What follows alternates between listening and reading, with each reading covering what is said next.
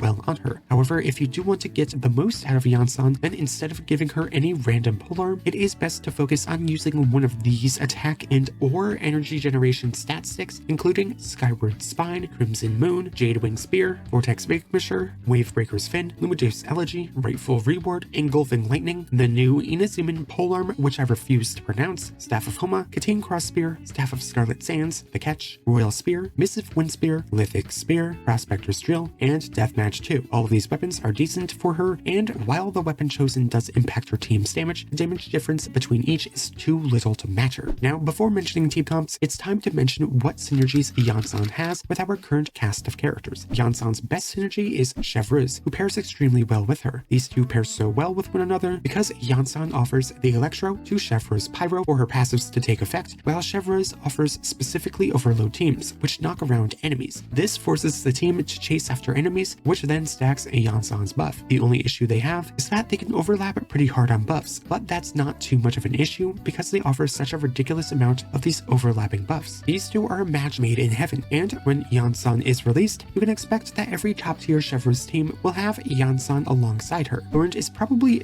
the main DPS with the most synergy with Iansan. This is due to her Electro element, which Iansan can easily buff with the Synergies set due to her own element, and because Chlorant rapidly dashes around in her rotations, which guarantees Iansan can cap her attack buff permanently. Chlorant also has a lot of self-sustain built into her kit, which helps mitigate Iansan's pretty underwhelming healing capabilities. This synergy also solely enables Fiorina to be run alongside them, as their single target healing will be enough to stack her buff. Iansan is so strong with Chlorant that she will be her best in slot support in every single team comp that Chlorant would want to be a part of. Orisa is another main DPS that gains a huge usability boost from Iansan due to almost all of the same reasons as Chlorant. This duo will be just as powerful as the Chlorant synergy, but with its pros and cons. Orisa benefits a bit more from Iansan since she scales better with attack buffs. However, she does not come with a sustained boost that Chlorant has, which enables her to be run with other compositions. Despite that, this synergy is still incredibly strong, and it will be one of the better pairs in the game. The last unit I want to mention here is Xianyun, simply due to two major reasons. Iansan lacks good defensive utility, and she wants her team to be highly mobile. Xianyun fixes both of these issues as she offers team-wide healing, which would allow Fiorina to be run with Iansan, while also helping those teammates who are off-field, and she has incredible vertical and horizontal mobility on her skill, while also granting her allies a rapid mobility by enabling them to jump up and down to deal their damage. Xianyun is a very powerful support alongside Iansan for these reasons, to the point that they will be one of the more powerful duos in the game, though they won't surpass Bennett. The unit they want to buff would benefit largely from the Pyro infusion he would grant at C6. Iansan has a lot of synergies and even more team comps to mention, so when going over the ladder, I'm going to try to get through each as fast as possible for the sake of time. First off are Aggravate teams, but she benefits heavily due to her buffs. While the flash damage that Aggravate offers renders her attack buffs less useful, she makes up for this downside with her large percent damage buff, as she can grant all Electro and Dendro damage. This 40% damage bonus buff plus the 25% she grants the on-field unit are what push her above and beyond into the best defensive support for all Aggravate teams. She could also work well in spread focus teams for the exact same reason. Her damage percent buffs are just way too good, and even if she is supporting a team that doesn't rely on attack much, she can still offer an insane 65% damage bonus to the main DPS and 40% to the rest of the team. Book Bloom is great for her for the exact same reasons. Large damage percent buff for any of these main DPS units is so good that she buffs these units better than Nahida can. Just such an incredible character, and will be one of the best supports available for these teams despite her lack of off-field Electro application. The final Dendro composition to mention is Kinnage and his burning teams. Kinnage has the benefit of being a Natlin unit and having hyper mobility as he swings around an enemy at rapid speeds to attack. This guarantees that he will always be able to keep Iansan's attack buff capped, which Kinnage desperately needed. Iansan would also be able to easily buff him with the Cinder City set, while also not applying Electro from off-field, which would have ruined reactions for him. Overload works well with her too, as mentioned before, because of her incredible synergy with Chevreuse. Here, she would either take the place of Bennett or alongside him to massively buff the main DPS unit's damage into god tier territory. Iansan also works as an incredible defensive support in Electro-charged teams. Iansan does so well in these situations as a support that she supports better taste faster teams than Overrun because she enables units like Kazuha and Fiorina plus other overpowered main DPS units while still requiring another Electro unit like he does. He is still a decent pick in these teams, but he will be worse than the other options due to his lower damage that relies on Electrocharged and his lack of good utility. Could have been prevented if he had Electro Resistance right in his kit like I suggested, that's all I'm saying. Last team I'm going to mention are physical teams, but don't let that make you think she can't be used in Vape or Melt. She still can, but that's where Bennett starts giving her a run for her money. In any case, despite it being basically a dead archetype at this point, Iansan works exceptionally in physical teams too due to her large damage buffs that won't infuse the main DPS with Pyro. While she cannot use the Cinder City artifact set in these teams, she can use another set like Noblesse to still buff her team's damage. She's so strong here that she should be one of the best in-slot defensive support units for these teams as long as they can keep her attack buff capped. Now with team comps finally over, let's end off the video with Iansan's rating. Iansan is a support unit that is built to heal and buff her team. As such, her damage is pretty bad at a mere 1.5 out of 5. In terms of application, Iansan applies Electro 3 times. Yeah, that's pretty garbo. So she gets a 0.5 out of 5 here. While this rating section does start off miserably, this is the point where it turns around for the better, as Iansan has ridiculous offensive utility. She offers a huge 810 flat attack buff, 30% attack buff, and a 25% damage bonus buff to her main DPS, plus a 40% damage bonus buff to the entire team with Cinder City. These buffs are so ridiculously powerful that they surpass all other units buffs for attack scaling characters. Iansan is absolutely insane as a buffing support unit in so many situations that she would be one of the top picks for almost every team in the game that has an attack scaling main DPS. This, in my opinion, earns her a 5 out of 5, and depending on how she performs in the game, she might even be my new poster child for offensive utility. Iansan's battery potential is also quite good. She generates about the same energy as most other units at 4 per skill, but she also has her C1 to reduce her own energy. One of her best weapons is Favonius Lance, which reduces the team's energy requirements, and she is one half of the Electro Resonance, which generates more particles. Iansan's energy generation can vary quite drastically, but all around, she would be at about a 3 out of 5. In terms of defensive utility, she only has a heal that can be activated for 10 seconds after Night Soul Burst is triggered, and she needs to generate Night Soul points to trigger it. This can make her healing vary dramatically, but usually she will be unable to fully heal an ally without the use of a healing bonus circlet. On top of that, can only be applied to one unit. These issues make her healing underwhelming in most situations, and it's all she has, which I think earns her a 1 out of 5. In terms of flexibility and versatility, Iansan is pretty middle of the road. She works best as